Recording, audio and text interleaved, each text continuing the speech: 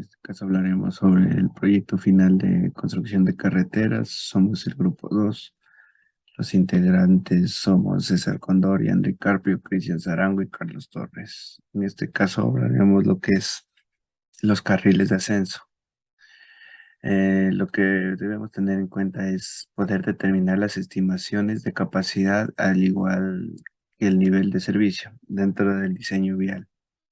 Estos deben cumplir un papel fundamental ya que depende de la toma de decisiones que se emplea dentro de la ingeniería de tránsito y la planeación de transporte.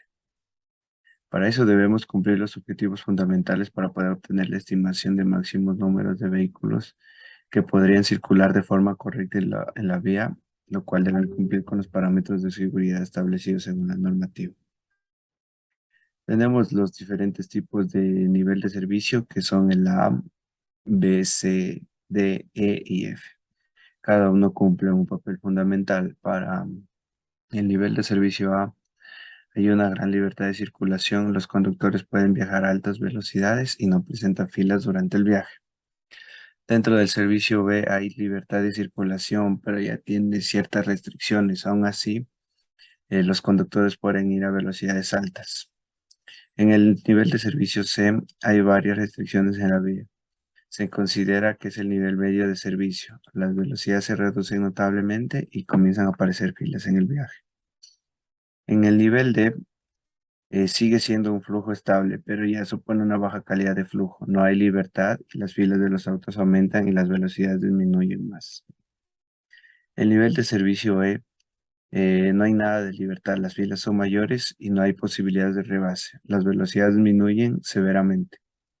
Y en el nivel de servicio F no hay calidad de flujo, hay demasiada congestión, supone valores mayores de capacidad a la calculada y las condiciones de operación son inestables.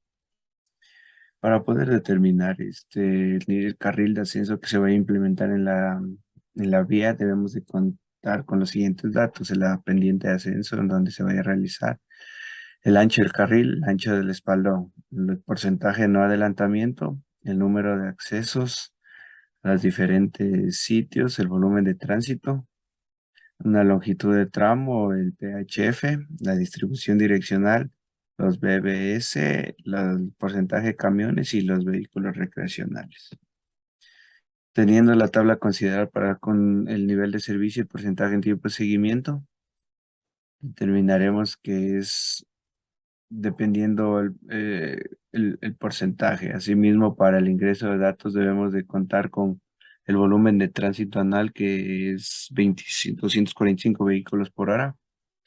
Los FFS, todo esto debe estar en millas por hora, en sistema inglés. La tasa de flujo de la demanda, los PTSF, el PHF, la distribución direccional, la longitud del tramo y la longitud del carril de ascenso. En esto se va a la división de segmentos y determinación del PTS. Para el PTS tenemos que el valor de la longitud es de 0,68 millas. Teniendo así que el valor de FSI se toma en función de la tabla de la dirección de demanda, teniendo un PTSF de 1,97%. Y asimismo determinar los que es el nivel de servicio, el porcentaje de tiempo de seguimiento. En este caso ya ha realizado el análisis y calculado el carril de ascenso.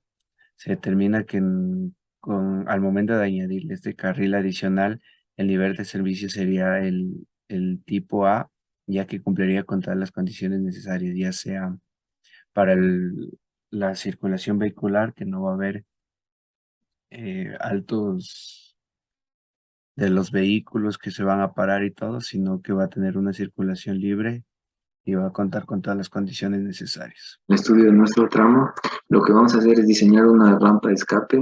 En nuestro tramo, primeramente lo que hacemos es la velocidad de diseño de la rampa de escape.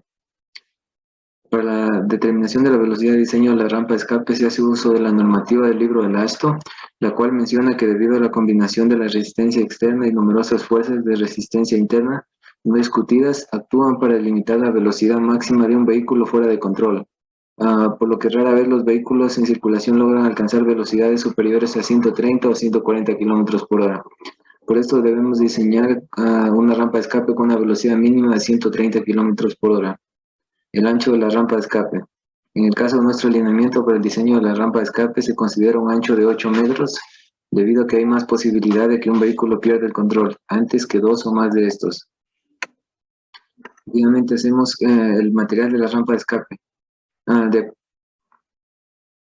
De acuerdo con esto, en varios casos se ha utilizado con éxito materiales gradados con un tamaño superior a los 40 milímetros. El material que cumple con la gradación número 57 de AASHTO es efectivo. Si se elimina el material de tensión o frenado, deben construirse con una profundidad del agregado mínima de 1 metro. La contaminación del agregado puede reducir la eficacia de la rampa de escape al crear una superficie dura de hasta 30 centímetros de espesor en la parte inferior, por lo que se recomienda una superficie de 1 metro 10 centímetros. Seguido consideramos el drenaje. Considerando la topografía del lugar, se puede identificar que el trazado se ubica muy cercano al filo de la colina, por lo que no existe la posibilidad de una rampa de escape en ascenso. En vista de que ello, se considera la adopción de otro sistema de rampa, como se muestra a continuación. Considerando las opciones de la rampa de escape, se tiene que una de las opciones que más se ajusta a la realidad de la topografía es la rampa de escape en descenso, la cual permite trazar una vía alterna con una pendiente muy cercana a la existente, considerando la pendiente del terreno. Seguimos con el procedimiento. El primero es el ingreso de datos, en el cual tenemos los datos del material, grava suelta, longitud de descenso, pendiente de descenso, peso del camión y la velocidad de ingreso a la pendiente. El paso 2 es la necesidad de una rampa de escape. Para justificar la necesidad de una rampa de escape se requiere conocer la pendiente y la velocidad de circulación. Con estos valores se estima la longitud crítica, como se detalla a continuación. La longitud crítica establecida es de 5.5 kilómetros, que si se compara con la longitud de pendiente del tramo existente, se tiene que existe un gran riesgo de pérdida de control. El paso 3 es la localización. Primero es necesario establecer en dónde se ubicará la rampa en función de la longitud de pendiente, por medio del ábaco a continuación. Realmente lo que hacemos es la localización de la longitud LX de 3.6 kilómetros y hacemos una proyección considerando que de esta longitud el vehículo adquirirá las mayores velocidades y perderá el control en el frenado. Esta longitud sería de 3.1 kilómetros. Continuando, tenemos la velocidad de 140 kilómetros por hora, en la cual se identifica que la velocidad mínima para el ingreso a la rampa de escape es de 130 kilómetros por hora, por lo que se procede a calcular la longitud para el inicio de la rampa a través del cálculo de la altura h, como el cual se muestra a continuación. Con el valor de la longitud a ser calculado, se procede a establecer que la longitud de la localización de la rampa de escape, considerando la velocidad mínima de 130 kilómetros por hora, por lo que tenemos una longitud de x de 4.51 kilómetros. El valor de la longitud obtenida es medida desde el punto más alto, por lo que está en descenso. Para fines prácticos, se obtiene la diferencia de abscisas con el objetivo de trabajar con los valores de perfil longitudinal del proyecto en descenso. Después de los datos ya obtenidos, se puede hacer los cálculos respectivos para establecer los valores de velocidad y la longitud de la rampa de acceso, los cuales se detallan a continuación, teniendo una longitud de localización desde el punto de inicio de 0.962 metros. El valor de h es la altura con respecto al punto de velocidad de inicio y el punto de ingreso a la rampa, en el cual se puede ejemplificar en el gráfico. Para establecer el coeficiente de fricción longitudinal de superficie, se adopta el valor de mayor resistencia de la siguiente tabla.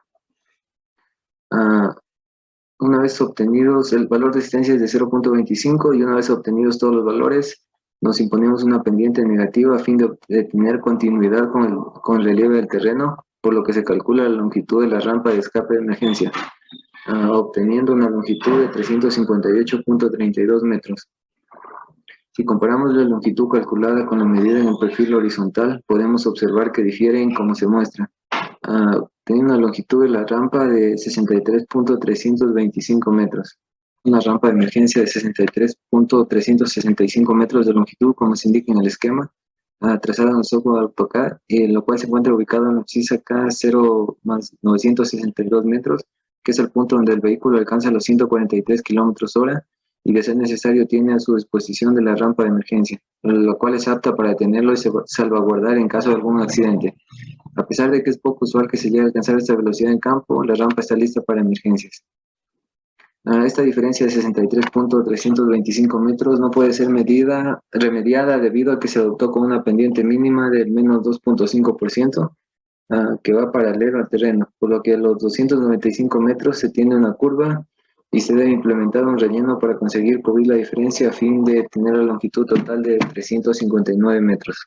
Eso tenemos que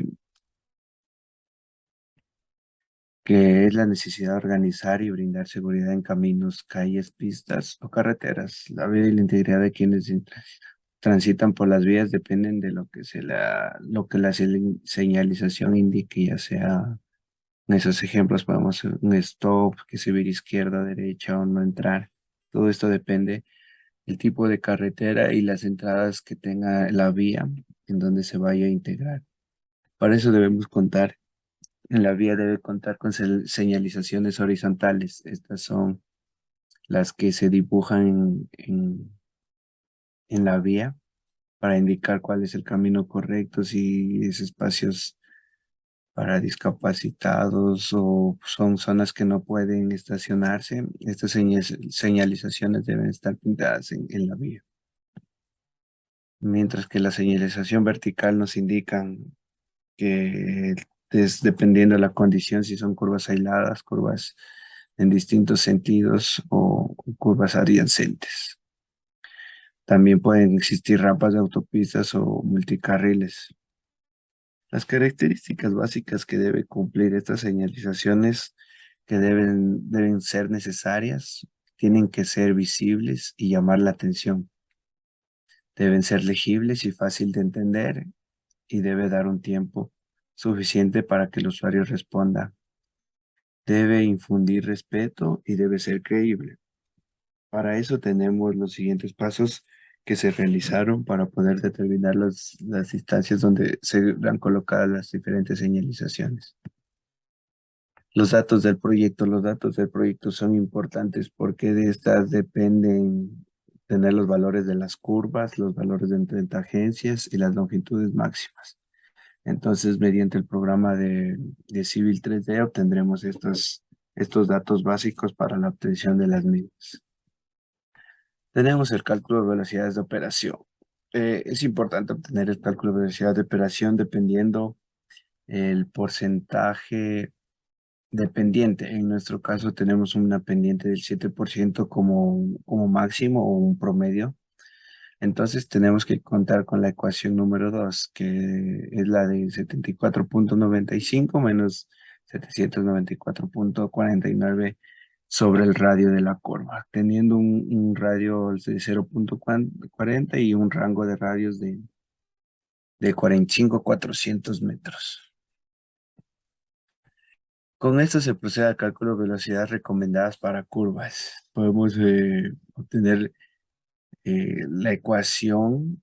Podemos observar que tanto para el carril de ascenso como en descenso deben cumplir dos rangos. En la fórmula es la misma, lo que varía es el valor del porcentaje de BC 0,85, porque en sentido de ascenso va a tener un valor diferente al del descenso. También la velocidad de operación entre tangencias. Tenemos que asimismo observar de forma ascendente y forma descendente. Donde tenemos que la pendiente era del 7%, tenemos una ecuación de predicción que va a ser de BT85, que va a valer 69.69, con un rango de radios de 22 a 260, que es la ecuación número 8. Y para el sentido de descenso tenemos que se va a utilizar la ecuación número 13, porque tiene un BT de 0.07 veces la longitud más 66.09, teniendo un rango de 22 a 433 metros de radio.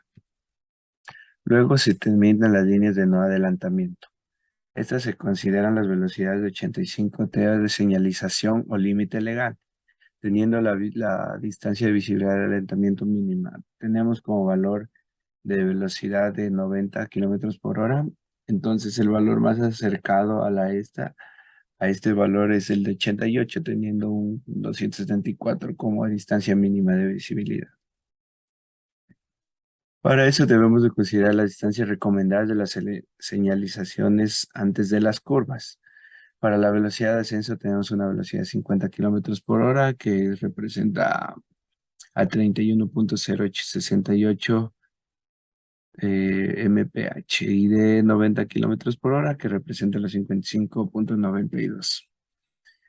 Mientras que para el sentido de descenso se utiliza un valor de 40 kilómetros por hora que representa los 24.85 mph y asimismo de 90 kilómetros por hora de 55.92, teniendo la velocidad recomendada y las velocidades máximas según sea el mph. ¿Cuáles son las señalizaciones básicas a utilizar en esta vía?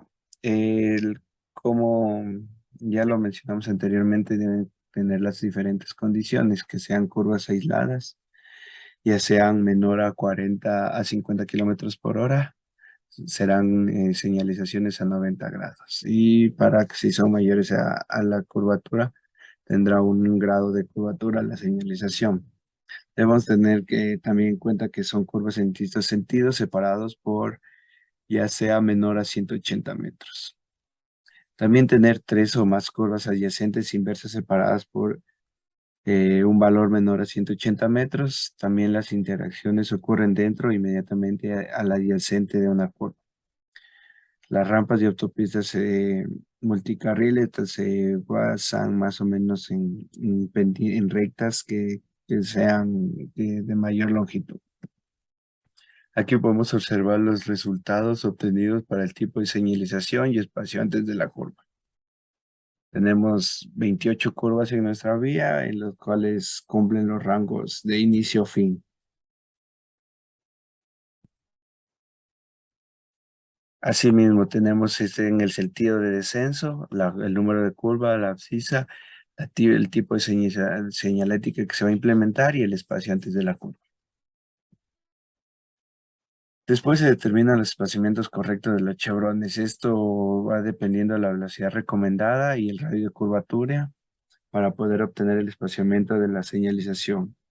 Como tenemos un valor de radios de curvatura de 60 a 120 metros y una velocidad recomendada hasta 50 kilómetros por hora, tenemos que el espaciamiento de la señalización será de 24 metros. Realizado el proceso de diseño de carreteras, se tiene que considerar el aspecto de seguridad, lo cual corresponde a predecir siniestros viales. Tenemos que hablar del caso en donde existe un alto índice de accidentes y se debe analizar alternativas de proyectos o modificar el diseño geométrico de la misma.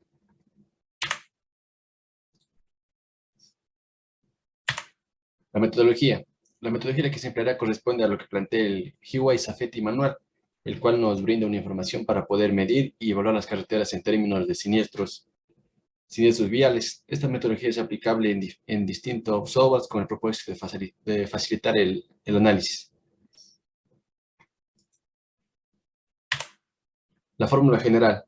El modelo predictivo para carreteras rurales de 2 carriles siempre nos permite determinar la severidad en cuanto a las colisiones y los distintos tipos que existen. Para esta metodología tenemos que emplear la ecuación que es de análisis de la frecuencia predictiva de accidentes, la que presenta a continuación en la pantalla.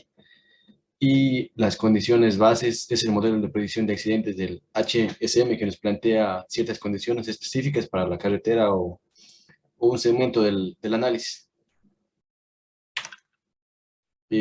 Los factores de modificación. El factor de modificación de accidentes realiza lo que es el ajuste promedio de accidentes calculados en las condiciones bases, por lo que al cumplir con condiciones base, plantea el modelo predictivo. Son 12 factores de modificación que se presentan a continuación. Cada factor de modificación tiene su diferente ecuación. La predicción de accidente en el IHSDM. Para realizar el análisis de la predicción de accidentes hacemos uso del software IHSDM, el cual en función de algunas características geométricas que presenta la vía y algunas otras, determina la predicción de accidentes en base al factor de calibración asignado. En la siguiente figura se representa los accidentes por segmento y también los accidentes por curvatura horizontal. Finalmente nos arroja el IHSDM todos los valores calculados previamente en base a los factores de predicción. Entonces ahí se puede concluir que el factor, tenemos un total de presión de accidentes que es de 63.4 accidentes